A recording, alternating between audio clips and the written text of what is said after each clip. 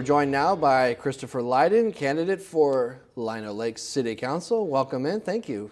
Thank you, Rusty, for having me, and thank you for Metro TV for sponsoring this. And you are no stranger to Lino Lakes City Hall. You've been in a lot. Tell me the different capacities you've served there. You know, Rusty, over the years, been here for a resident for 26 years. Of those 26 years, 19 years I've served in public service. I've served on the City Council, and that's been an honor. It's been an honor to serve on the planning and zoning. It's been an honor to serve on the charter for 12 years. And so why come back now? Why, after several years off of City Council, looking to fill one of these open 2 seats? You know, Rusty, to be perfectly honest, I think there really needs to be a change in culture at Lino Lakes City Council. Okay. You know, we've had council people censured.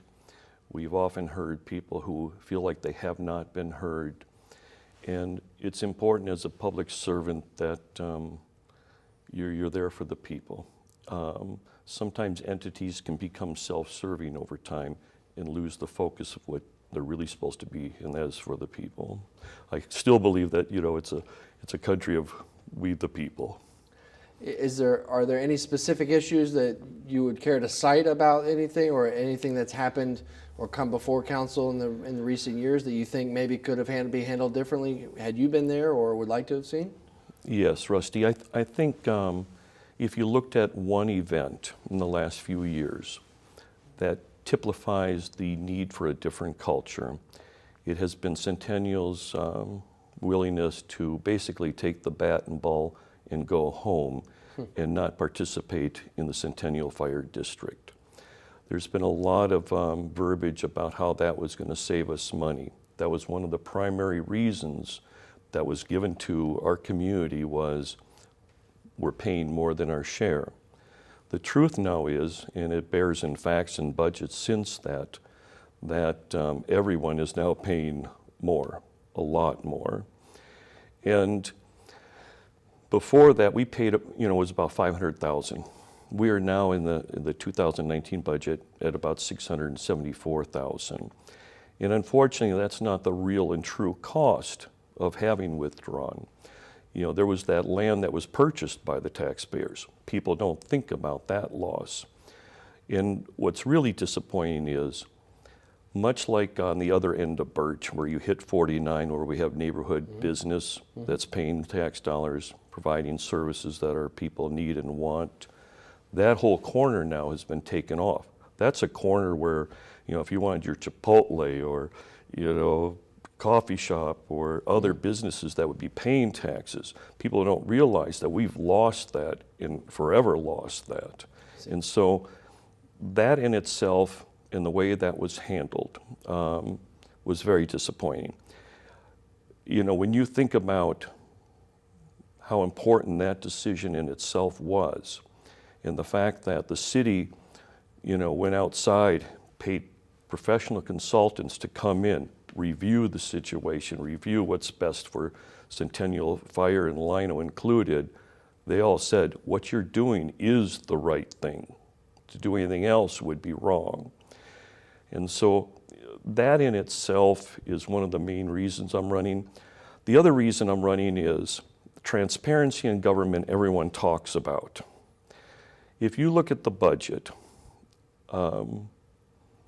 political figures that you've had in here have literally come out and said, oh, last 10 years, we've had a 0.0008% tax increase.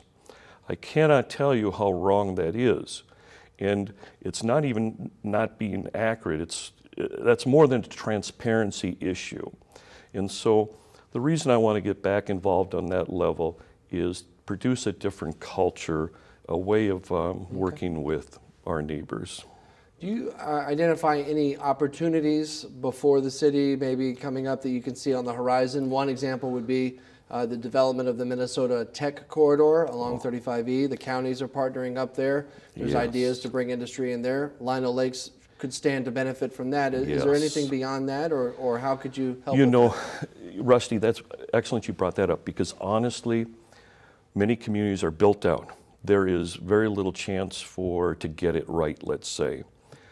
That corridor from 14 going north from Otter Lake, working with Anoka County, Washington County, Hugo, the neighbors live there, that's 1,000 acres. That's like Fort Knox in my mind, as far as being able to turn things around for Lino Lakes. There is absolutely nothing more exciting when you looked at the magnitude and scale of the potential and good that could bring. So no, that is the best. I'm pretty excited about what's going to happen on 49 and J2, the mixed use there, and there's also some commercial going to come in there. 49's been kind of like a graveyard for the community for a long time, and so that's exciting. But I've always been a candidate who's thought moderation is what's best in life, in our own personal life, moderation. On the city council level, moderation. You don't want to sit there and grow so fast that you have to build 5 new elementary schools to all close them in 10 years. And so being fiscally prudent, transparent, and taking advantage of those golden opportunities like Fort Knox over there is what I'm pretty excited about.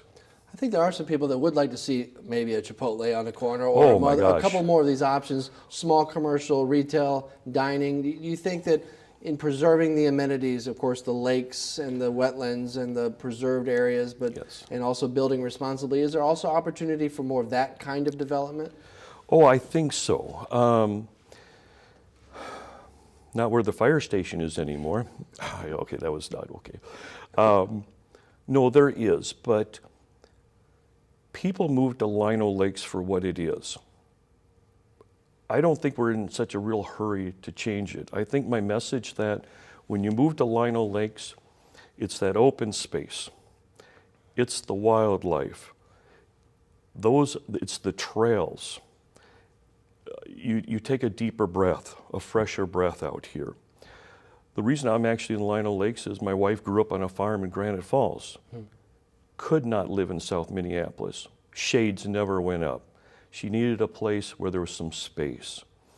And I'm not so sure we want to just be in a hurry to fill up all that space. Certainly. In this process, of course, in serving in the capacities that you have, are you hearing from other people in the city, your neighbors, or people that maybe reach out to you knowing you're running for this? Are you hearing anything specific from them about what they would like to see also? Well, I think everyone's concerned about their taxes. If you can't afford to live here, you can't enjoy all those wonderful things that make Lino. Neighbors want businesses like restaurants. They do want the Chipotle. They do want the Panera Breads. I want the Dunkin' Donuts, okay? Well, that's coming. I heard a Dunkin' was coming over there.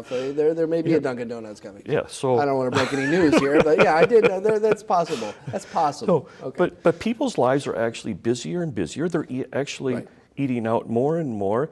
Having those kinds of restaurants and stuff is what people really want. The other thing people really want is, the conduit by which we can really enjoy the outdoors is the trails.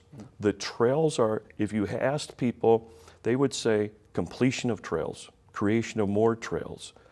That is the most beautiful experience we can have with Lino Lakes, whether I'm pushing a baby stroller, going on a fun run, biking to my neighbors, that's what's important to people. What kind of opportunities with a change in leadership do you see? Perhaps new members on council, there's going to be a new mayor, and there's going to be a new county commissioner covering Lino Lakes. Are there opportunities there you see to help with these and other things? Well, the reason I really want to get involved is, how we do things is more important almost than what we do, and how we communicate, how we collaborate.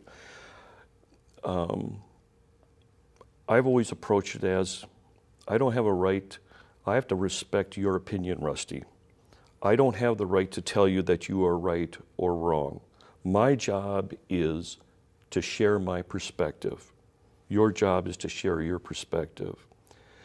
Within this shared perspective is the way collaboration and that city councils work with other cities, with the county, etc. So that's how I think it's done and done right. Last question for you. Looking ahead now, 20 years, what do you see for Lino Lakes? I see that Fort Knox built up where people are, their taxes are what they are now or lower. I'm the only candidate, by the way, that said, I will not raise your taxes, and that is a promise, and I know it can be done. But no, I see that, that corridor there, that's going to be an economic, business, employment jewel of Lino Lakes. And in any way that we can enhance, you know, the beauty of Lino Lakes, the Rice Creek chain, like the trails and stuff, and make people more involved with that is wonderful. I think that's what we want to do. Okay. Christopher Lyden, thank you for coming today. It's a pleasure. We appreciate it. You're the Fort Knox candidate for Lino Lakes City Council. Think about it. All right, thank you. All right, thank you very, very much.